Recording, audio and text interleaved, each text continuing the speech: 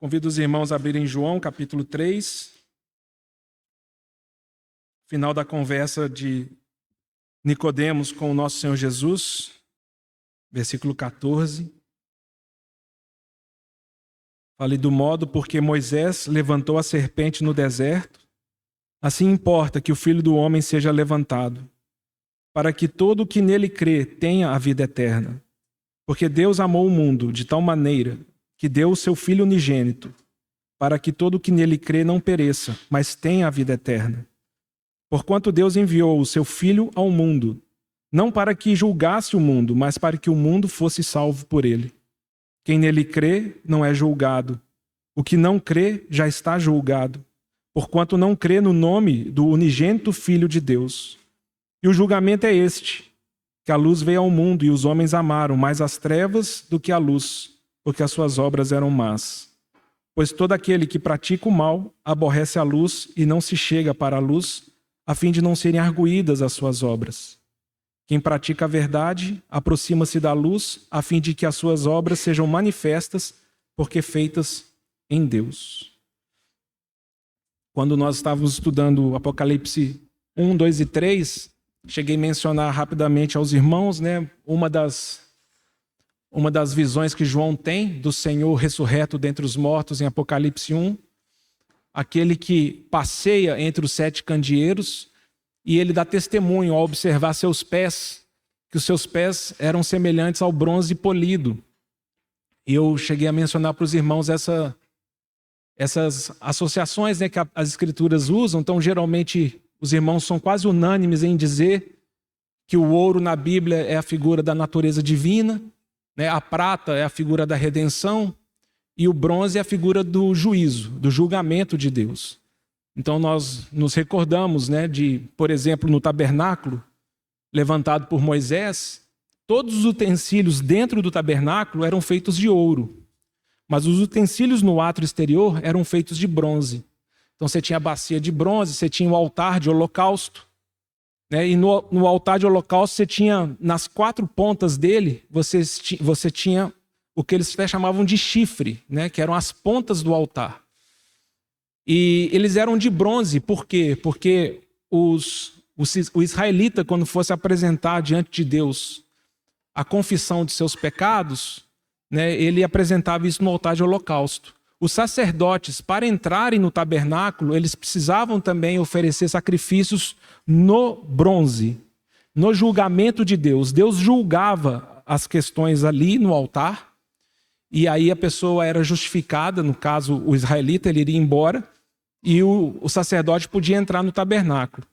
Inclusive nós vimos que o rei Adonias, que tentou roubar o trono de Salomão, o comandante dos exércitos de Israel, Joabe, ali no início de Reis, descreve que eles correram para a ponta do altar e seguraram na ponta do altar por clamar misericórdia. Então também alguns irmãos dizem que na história de Israel tinha-se esse conceito de quando uma pessoa se achava culpada, quando a pessoa ela pedia clemência, ela corria até as pontas do altar e pedia por misericórdia e clemência.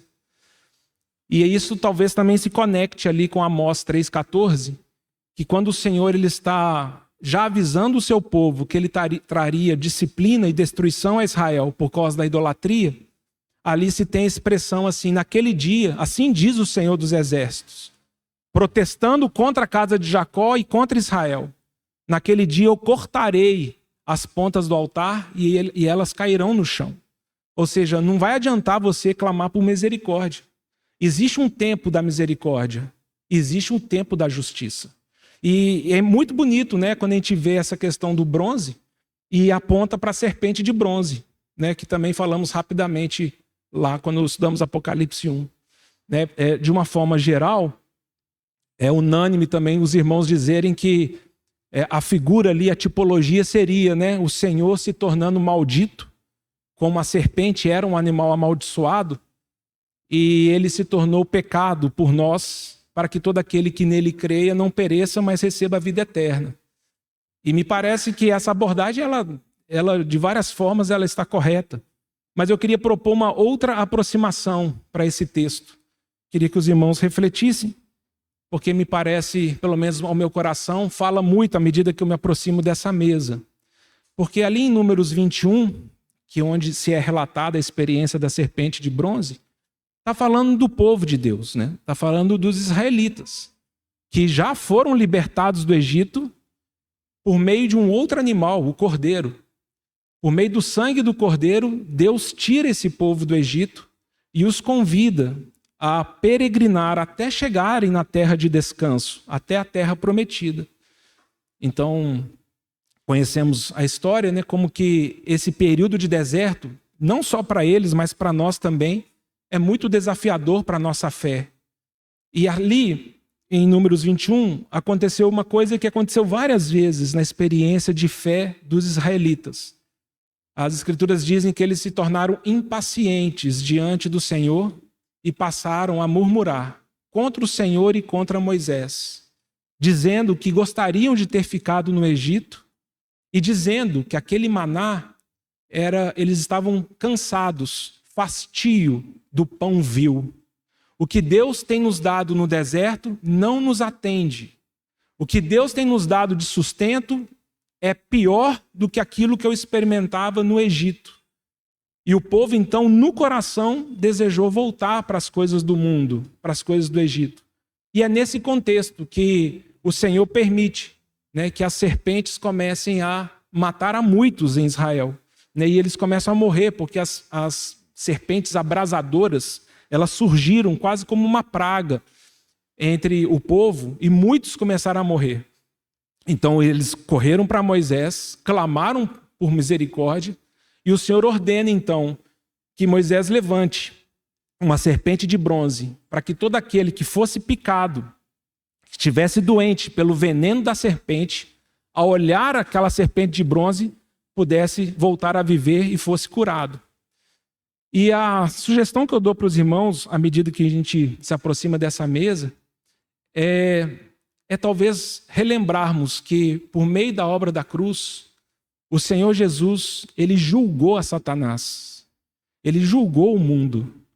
E ele fala, se você crer na minha vitória, você será curado de todo veneno e de toda doença que esse mundo e esse sistema oferece para você.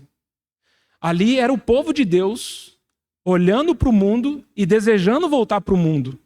E eles começaram a ser envenenados pela serpente.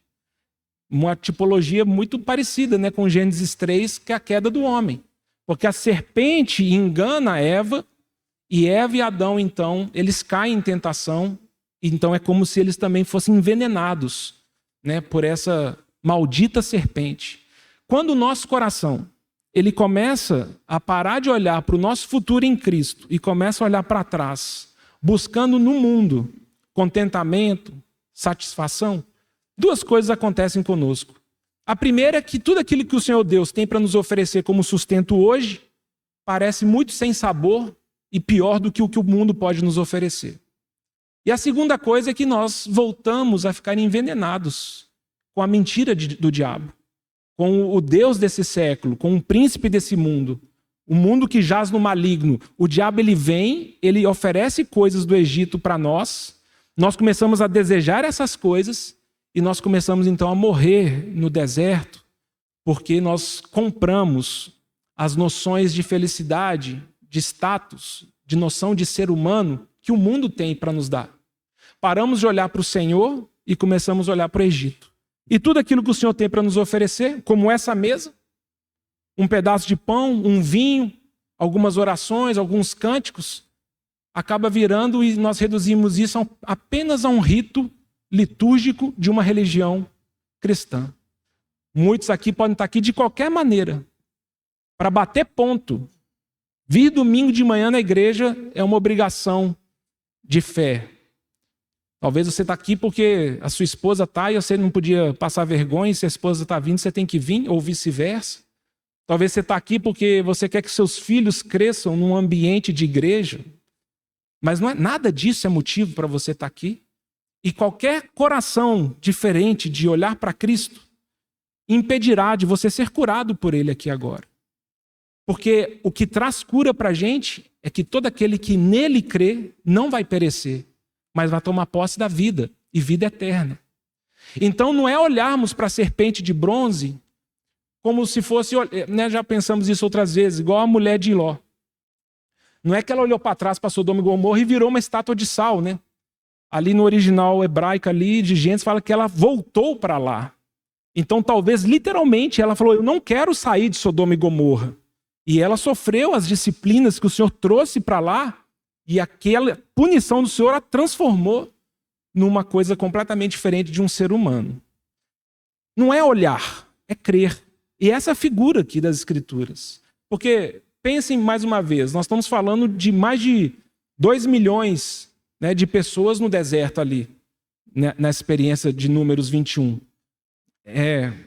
2/3 de Belo Horizonte em termos de população. Então não é assim que tinha uma serpente de bronze em todas as esquinas. Não é uma coisa que... qual que é o problema? Eu estou doente. Então olha para a serpente, cadê ela? Olhava, às vezes era um processo de ter que andar, ter que ir, andar dias em direção a essa serpente. Não é uma coisa de metros, às vezes era uma questão de quilômetros. Então alguém olhava para uma pessoa e falava assim, o que aconteceu com você? Eu estou envenenado. A serpente me picou. Eu estou morrendo. Eu estou adoecido.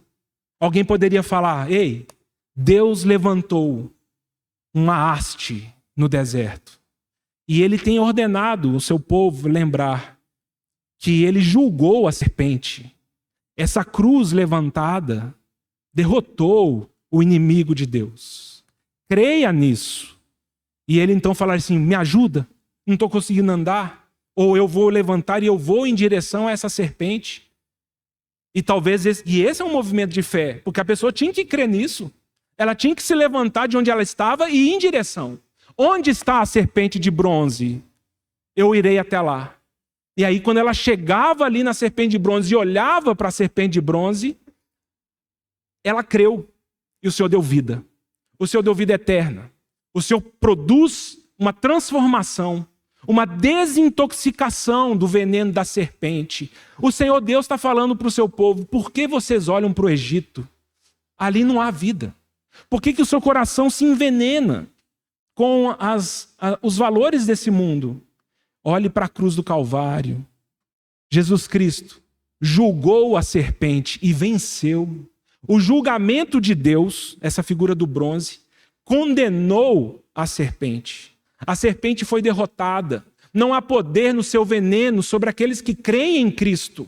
Não há o hálito da vaidade humana, o hálito da depressão, da ansiedade, o hálito do medo, o hálito da avareza, o hálito da lascívia. Isso é destruído. Esse veneno cai por terra diante daqueles que creem que o Senhor Deus deu por meio do seu Filho a sua vitória.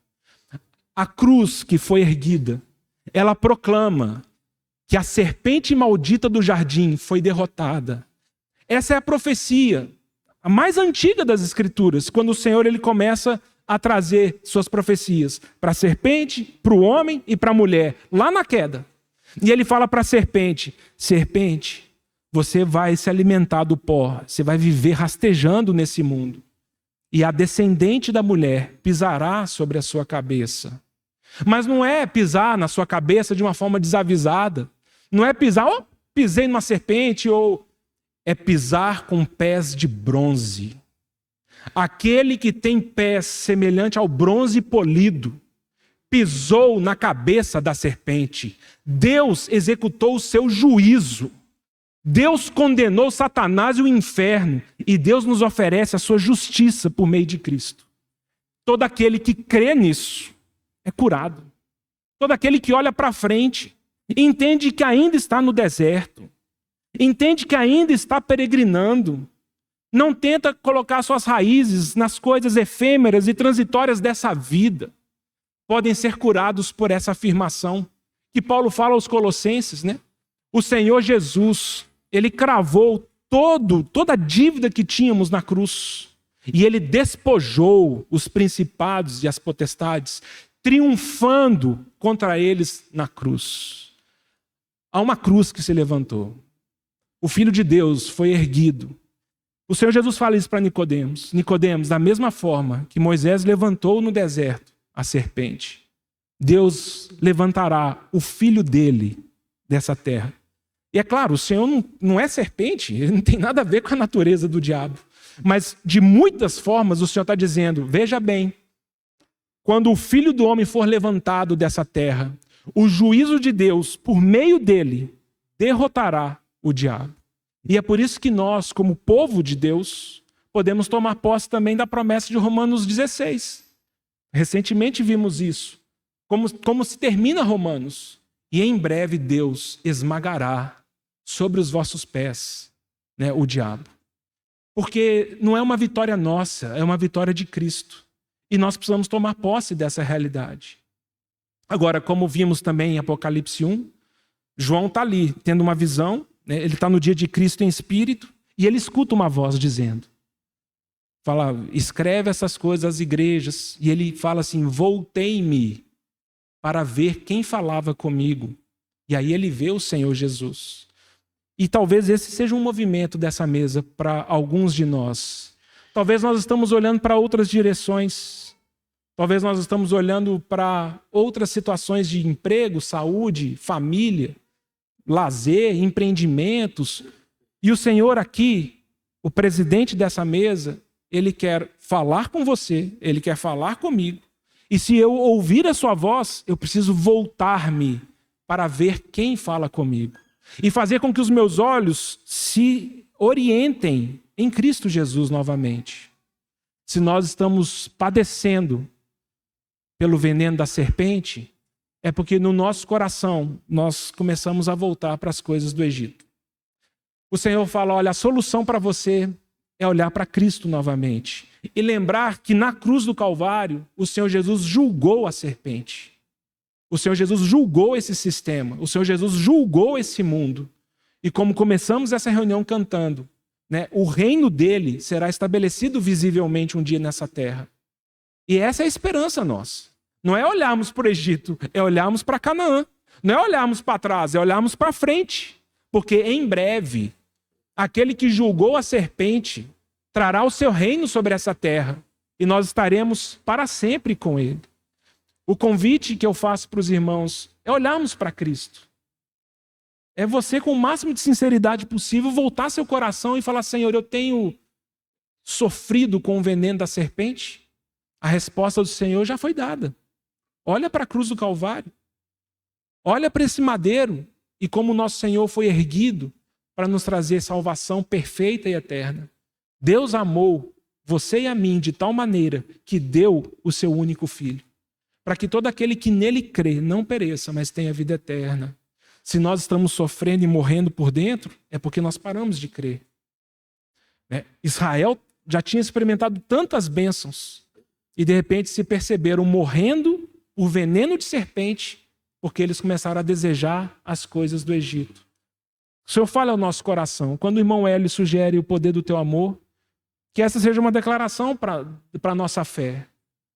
Junto a ti, Senhor, junto do teu amor, olhando para ti, unido em ti, eu consigo vencer as coisas. Eu consigo estar unido no teu poder, eu consigo voar como as águias, eu consigo correr e não me cansar, andar e não me fatigar, porque eu espero em ti. Né? A palavra ali de Isaías 40.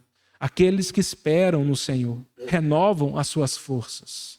Se você está cansado nessa manhã, de várias formas, uma alma cansada, uma mente cansada, talvez seja porque o molde desse mundo começou a te definir. O Senhor, ele fala, olha para a serpente de bronze, lembre-se da minha vitória, tome posse dela e seja liberto. Experimente o poder do meu amor e viva, em nome do Senhor Jesus.